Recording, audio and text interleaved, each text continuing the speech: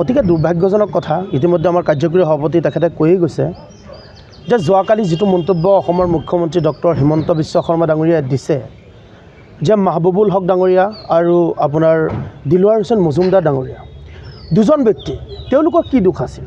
আজি অসমৰ মুখ্যমন্ত্ৰী তেখেতে আমি গম পাওঁ যে এপেক্স বেংকৰ লগত তেখেতৰ কোটি কেইবাশ কোটি টকাৰ তেখেতৰ লগত এটা লেনদেন আছে। গতিকে সেইজন মুখ্যমন্ত্ৰী চালোঁ যে যোৱা আপোনাৰ কালি পবিত্ৰ ঈদ আছিলে। ঈদৰ দিনাখন তেখেতে ভাতৃত্ববোধৰ এনহাজৰীডাল টান কৰিবলৈ তেখেতে আমাক শুভেচ্ছা জনাইছে। সেই একেজন মুখ্যমন্ত্ৰী হিমন্ত বিশ্ব শৰ্মা ডাঙৰীয়াই লগে লগে আকৌ আমাৰ মুছলমানৰ ওপৰত অপমানসূচক বাক্য প্ৰদান কৰিছে। গতিকে অসমৰ মুখ্যমন্ত্ৰী তেখেতে কৈছে যে বিজেপি চৰকাৰখন মুছলমানক ধ্বংস কৰিবলৈ, মুছলমানক নিঃশেষ কৰিবলৈ জন্ম লৈছে।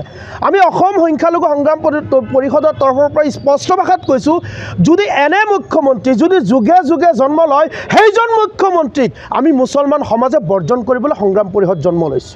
আৰু এই মুখ্যমন্ত্ৰী ডক্টৰ হিমন্ত বিশ্ব শৰ্মা তেখেতক যদি আমি চাওঁ যে তেখেতে কৈছে যে নিশেষ কৰি দিব, তেখেতে খতম কৰি দিব।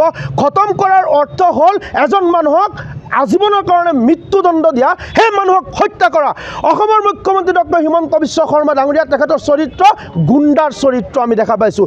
এই গুণ্ডাৰ চৰিত্ৰ যদি সলনি নকৰে অসমৰ মুখ্যমন্ত্ৰী হিমন্ত বিশ্ব শৰ্মা ডাঙৰীয়াৰ বিৰুদ্ধে আজি আমি নগাঁও সদৰ আৰক্ষী চকীত আমি এজাহাৰ পত্ৰ দাখিল কৰিছোঁ। ইয়াৰ পিছত দৰকাৰ হ'লে আমি মানৱ অধিকাৰ আয়োগৰ কাষ চাপিম, লগতে আমি ৰাষ্ট্ৰসংঘৰ কাষ চাপিম। এইজন মুখ্যমন্ত্ৰীক অসমৰ মুছলমান সমাজে বৰ্জন কৰিব লাগে।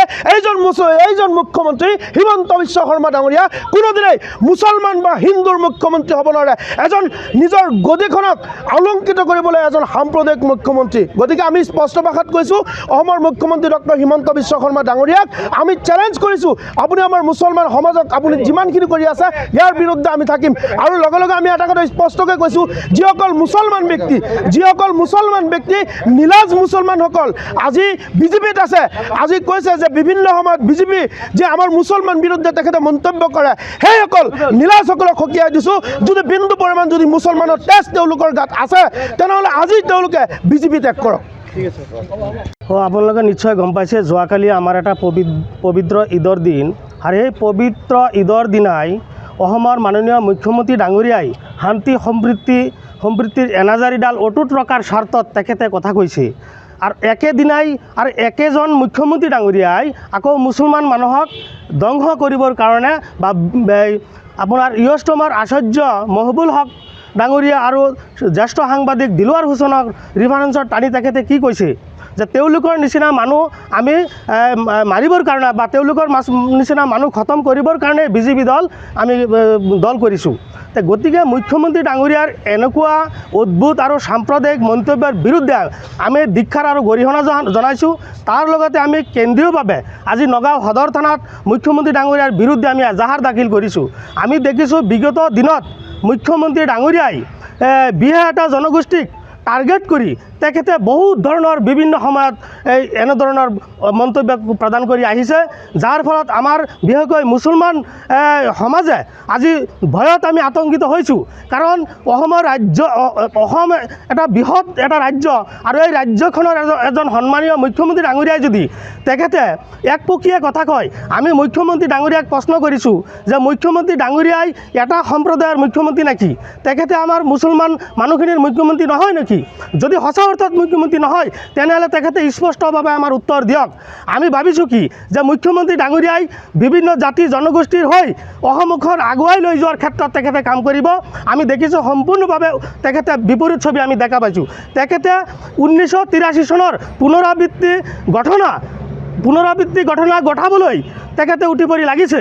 তেখেতে ম্যানমাৰৰ নিচিনা আমাৰ মিয়া মুছলমানক যেনেদৰে নিৰ্যাতন কৰি সেই ৰাষ্ট্ৰখন ধ্বংস কৰিছে, চেম তেনেকুৱা পৰিৱেশ সৃষ্টি কৰিবলৈ মুখ্যমন্ত্ৰী ডাঙৰীয়া আমাৰ অসমত তেওঁ উঠি পৰি লাগিছে।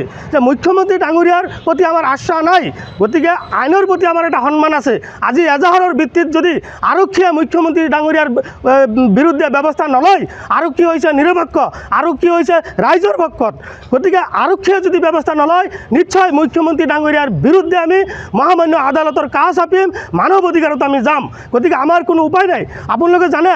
আৰু তাতোকৈ আমি দুখ পাইছোঁ যে কিছুমান বিজেপিৰ বিজেপিত যোগদান হোৱা আমাৰ মুছলমান ব্যক্তিসকল আজি তেওঁলোকে আত্মহত্যা কৰাৰ প্ৰয়োজন, আজি তেওঁলোকে মৰি যোৱাই ভাল, যে তেওঁলোকৰ দলৰি এজন এই সন্মানীয় ব্যক্তি তথা অসমৰ মুখ্যমন্ত্ৰী ডাঙৰীয়াই আজি মিয়া মুছলমান কৈ পেলাই আজি আমাৰ একেৰে জনগোষ্ঠীটো হেও প্ৰতিপন্ন কৰিবলৈ চেষ্টা কৰিছে।